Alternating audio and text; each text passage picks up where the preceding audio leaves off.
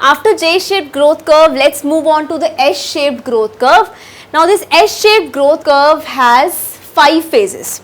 J-shaped growth curve, remember, had 2 phases only, that was the lag phase and the exponential phase. But this S-shaped growth curve has 5 phases.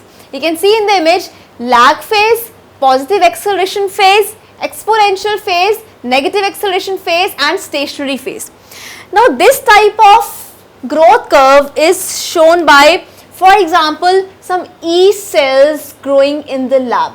Okay, yeast cells, or you can say paramecium, or you can say some bacteria.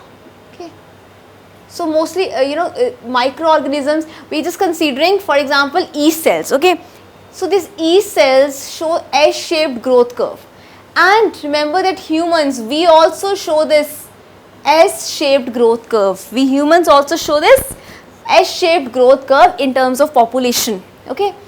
So let's start with the 5 phases of S-shaped growth curve. The first phase is the lag phase. Now in the lag phase, there is no initial growth. What happens?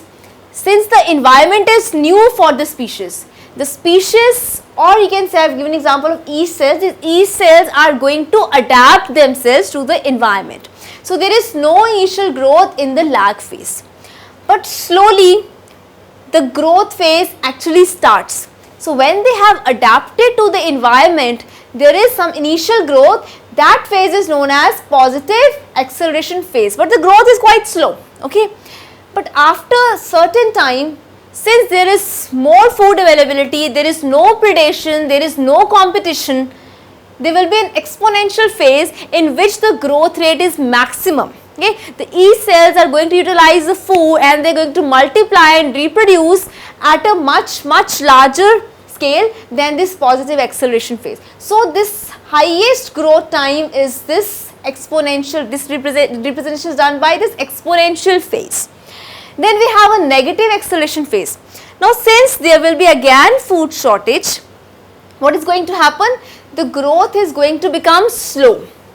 And after a certain time, what is going to happen? The number of new cells formed is equal to the number of cells that die.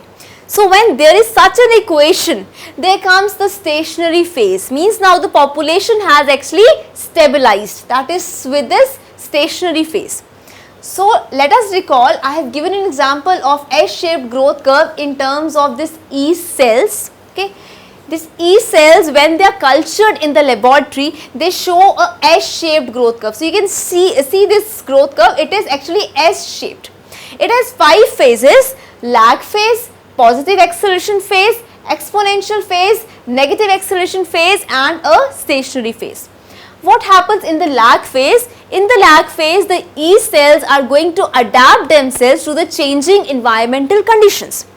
Once they have adapted, what is going to happen? There will be some slow growth of the population, which is represented by this positive acceleration phase. Now as there is no competition, no predators, the yeast is going to multiply very rapidly. So this is represented by exponential phase in which the growth is maximum. But after some time, as the food is being utilized, what is going to happen? There will be growth rate that is now slow. That is termed by this negative acceleration phase, when the growth tends to be slow now. After a certain time period, what is going to happen? The number of cells that are there, that are going to be formed, means new cells, you can say, new cells that are formed equal to the cells that die. So the number of new cells that are formed equals the cells that will die. So at this time we have a stationary phase, means the stability is there. Okay.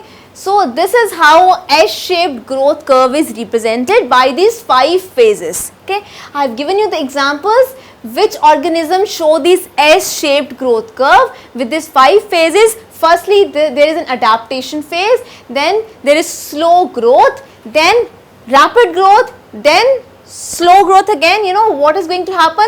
After this, we will have a stationary phase in which the new cells formed equals the cells that are lost. So a stability will be there, which is represented by this stationary phase. So this is S-shaped sigmoid growth curve.